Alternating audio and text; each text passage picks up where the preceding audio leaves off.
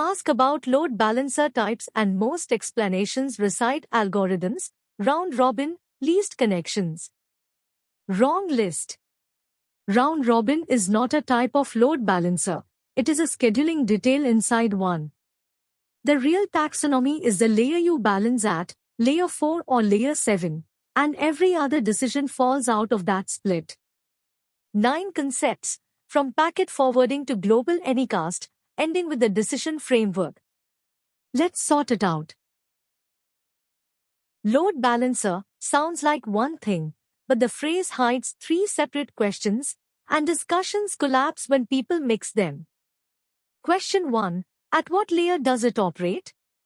A layer 4 balancer works on packets and connections, IP addresses and ports. A layer 7 balancer works on requests, URLs, headers, cookies. These are fundamentally different machines with different powers and different costs, and this split is the actual taxonomy. Question 2. What algorithm does it use to pick a backend? Round robin, least connections, hashing. This is the question everyone studies, and it is the least consequential of the 3. A scheduling policy you can change in one line of config inside either type. Question 3. What form does it take? A hardware appliance, software you run, a managed cloud service, or DNS tricks before traffic even arrives? That is a procurement and operations question, orthogonal to the other 2. Here is why the confusion costs real marks. When someone asks, what load balancer would you put in front of this system? They are asking question 1, layer, because layer determines capability. Can you route by URL path? Can you terminate TLS? Can you preserve the client source IP? Can you handle raw non-HTTP traffic? Answer with an algorithm, and you have answered a question nobody asked. So we start where the taxonomy starts, what layer 4 actually sees, and what layer 7 actually reads. First, the fast one. Layer 4, balancing packets. A layer 4 load balancer lives at the transport layer, and the defining fact is what it can see, source and destination IP addresses, ports, and the protocol, TCP or UDP, that is all. It cannot see URLs, headers, or cookies, because it never opens the envelope, it reads the address label and forwards.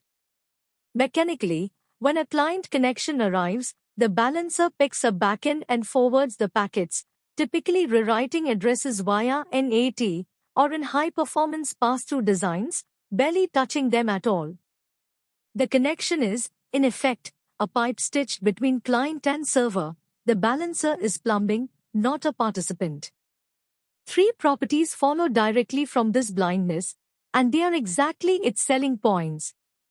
Speed, no parsing, minimal per-packet work. Layer 4 balancers handle millions of connections at line rate with tiny latency overhead. This is why network load balancers are the tool for extreme throughput. Protocol agnosticism. It balances anything over TCP or UDP, databases, MQTT, game servers, gRPC streams, DNS itself, because it never needs to understand the bytes. And source preservation. In pass-through modes, the backend can see the client's real IP directly, which matters for security tooling and protocols that care about the peer address. The cost is the same. Blindness read the other way. It cannot route by path, cannot read a cookie for stickiness beyond connection level hashing, cannot terminate TLS for you, cannot retry a failed HTTP request. It does not know what a request is. Fast, blind, and honest, packets in, packets out. Concept 2. Layer 7, the balancer that reads your mail. A layer 7 load balancer is a different animal, a full reverse proxy. It terminates the client's connection, actually completes the TCP handshake and, usually, the TLS handshake, reads the entire HTTP request, and then makes a new connection to a backend to forward it. 2 separate conversations, with the balancer as a full participant in both. That participation is expensive, and it buys everything Layer 4 cannot do. Content routing. It reads the path. /API goes to the API fleet, /images to the static servers, /admin to the internal pool. It reads headers and can route by hostname, API version, or an A to B test cookie. TLS termination. Certificates live in one place instead of on every backend, and backends speak plain HTTP inside your network, an enormous operational simplification. Smart stickiness. It can set its own cookie and pin a user session to one backend reliably, surviving the client's IP changing. Request level resilience. Because it understands requests, it can retry an idempotent request on a different backend when one fails mid-flight, return proper HTTP errors, and apply per-route timeouts, rate limits, and authentication. This is why API gateways are, structurally, Layer 7 balancers with opinions. The bills, more CPU per request, parsing costs. The backend sees the balancer's address, so the client IP must ride in a header like X forwarded for, which backends must be taught to trust carefully, and it only works for protocols it understands. Layer 4 moves envelopes, Layer 7 opens, reads, and rewrites them. Everything else in this episode is a footnote to that sentence. Concept 3. The algorithms, demoted to their proper place. Now the list everyone memorizes, put in its proper place. The algorithm is how a balancer picks a backend. It lives inside either layer, and it is a config line, not a type. Round robin, rotate through backends in order. Perfectly fine when requests are cheap and uniform and backends are identical, which is why it is the default everywhere. Weighted round robin, same rotation, but bigger machines get proportionally more turns, the tool for mixed hardware or canary deployments taking 1% of traffic. Least connections, send new work to the backend with the fewest active connections. This is the one that actually matters operationally, because real request costs are not uniform. One slow query can pile connections onto a struggling backend, and least connections automatically steers around it. Round robin would keep feeding the drowning server its fair share. Least response time refines the same idea with latency measurements. And IP hash, or more generally consistent hashing, the same client, or the same cache key, always lands on the same backend. This one is special, because it is not about spreading load at all, it is about affinity. Consistent hashing is how cache fleets work. The point is that the same key reliably hits the same node's warm cache, and when a node dies, only its slice of keys remaps instead of everything reshuffling. The honest summary: default to round robin, switch to least connections when request costs vary, which is most real systems, and reach for consistent hashing when the target holds state you want to keep hitting. 3 sentences, and the topic is covered at its true weight. Concept 4. The real job, noticing a backend has died. Here is the reframe that separates people who have operated systems from people who have read about them. A load balancer's most important job is not distributing load, it is removing broken backends from rotation before users notice. Distribution is arithmetic, failure handling is the product. Active health checks, the balancer probes each backend on a schedule. And the layer distinction returns immediately. A layer 4 check can only ask, does the port accept a connection? While a layer 7 check can call /health and require a 200 with the right body. A process can be listening on the port while the application inside it is deadlocked. Shallow checks pass, deep checks fail, and that difference is a whole class of outage. Design your health endpoint to answer the real question, can I serve, including downstream dependencies where appropriate, but carefully. A health check that fails because a remote dependency blipped will pull healthy instances and amplify a small incident into a big one. Passive checks watch real traffic. Consecutive errors or timeouts mark a backend bad without extra probes. The best setups combine both. Then the details that decide whether deploys are invisible or eventful. Connection draining. When removing a backend, for failure or deploy, stop sending new work but let in-flight requests finish. Without it, every deploy drops requests on the floor. Thresholds and hysteresis require several consecutive failures to eject and several successes to readmit, or a flapping backend will oscillate in and out of rotation, spraying errors each time. None of this is glamorous. All of it is the difference between we deploy at 3 p.m. and we deploy at 3 a.m. Halfway. Balancing before the packet even leaves the client. Everything so far balances traffic that has already arrived somewhere. The third family balances earlier, deciding, before a connection exists, where the client should go at all. DNS load balancing is the primitive. Return different IP addresses to different clients for the same name. Simple, ancient, and it works. With one structural flaw you must always name, caching. DNS answers get cached by resolvers and operating systems, TTLs get ignored, and when a target dies, clients keep arriving at the corpse until their cache expires. DNS balancing is steering with a delay, fine for coarse distribution, dangerous as your only failover mechanism.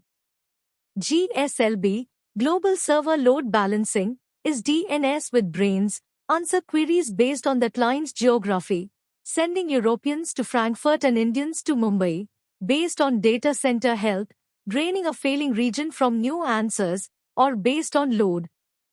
This is how multi-region architectures actually route users home. And Anycast is the elegant endpoint of the family.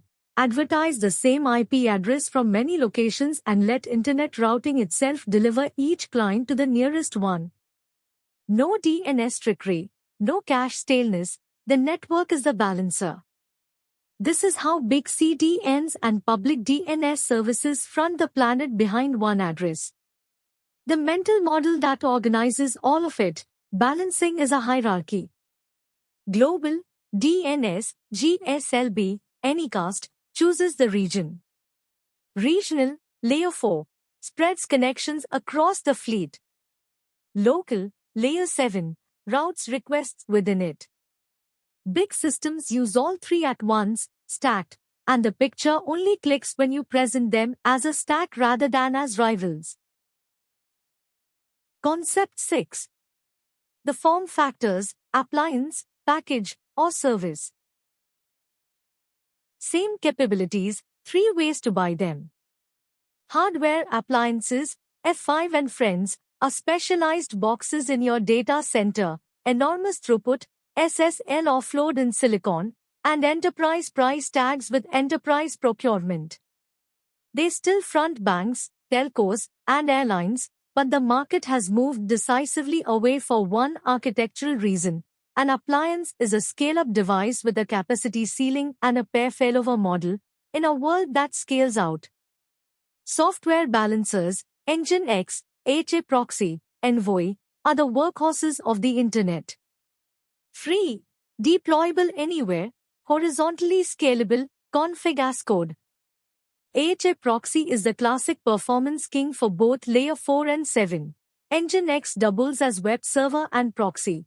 Envoy is the modern one, built by LYFT, designed for dynamic configuration through APIs rather than config file reloads, which is exactly why the cloud-native world adopted it as its data plane. Cloud-managed balancers are the same software pattern sold as a utility. You get scaling, patching, and multi-zone redundancy without operating anything, at the cost of per hour and per request billing and the provider's feature list. And the modern twist worth naming, the service mesh pushed load balancing into the infrastructure, a sidecar proxy, usually Envoy, next to every service instance, making every service-to-service call load balanced, retried, and observable locally.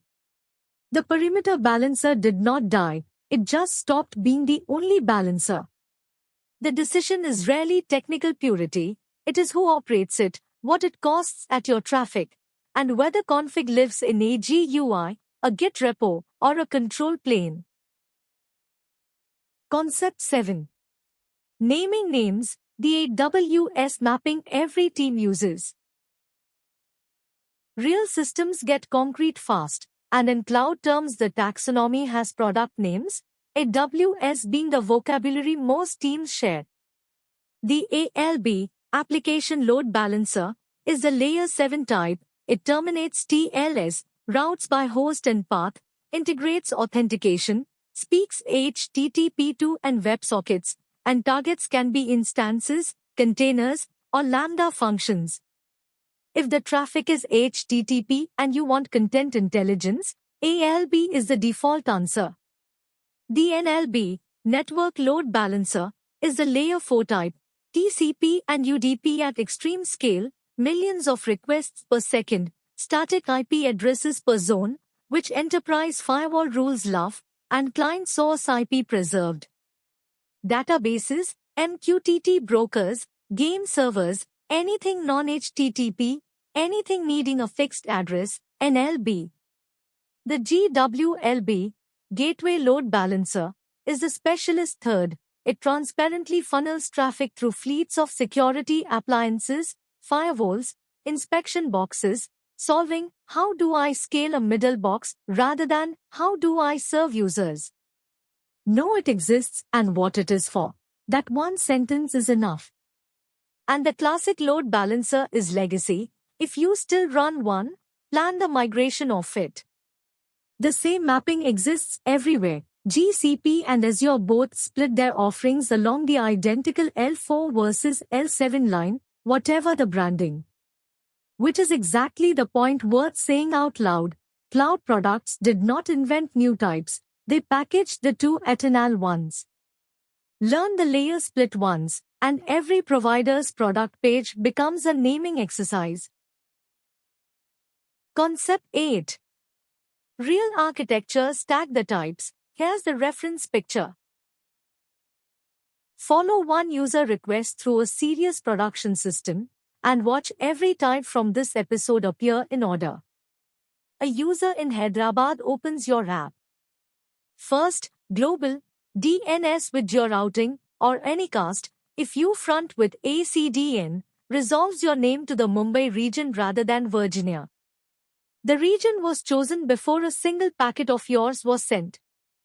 Second, the edge of the region.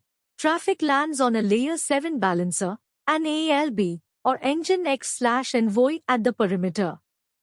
TLS terminates here. The path gets read. /API routes to the API fleet while static assets go to object storage, authentication and rate limits apply per route. Third, inside, the API service calls other services. In a service mesh, each call goes through the local sidecar, layer 7 again, but distributed, retries, timeouts, and per-call balancing at every hop. Meanwhile, the databases and message brokers sit behind layer 4, and NLB or plain TCP balancing, because their protocols are not HTTP and their throughput is precious. One request, 4 balancing decisions, geography by DNS, edge routing by L7, service to service by sidecar, data tier by L4. Each layer used exactly where its powers matter and its costs are affordable, content intelligence where routing decisions live, raw speed where protocols are opaque and volume is brutal. This is a picture to draw on the whiteboard when someone says, design the load balancing. Not a box labeled LB, a stack, with a reason at every level. Draw it, and the conversation changes tone. Last one. The framework, and the whole taxonomy in 4 sentences. The decision framework, compressed to what you can say under pressure.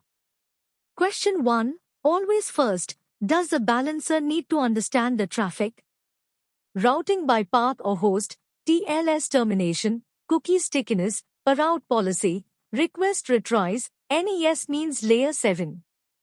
Raw TCP or UDP, non-HTTP protocols, extreme connection volume, source IP preservation, Lowest possible latency, layer 4.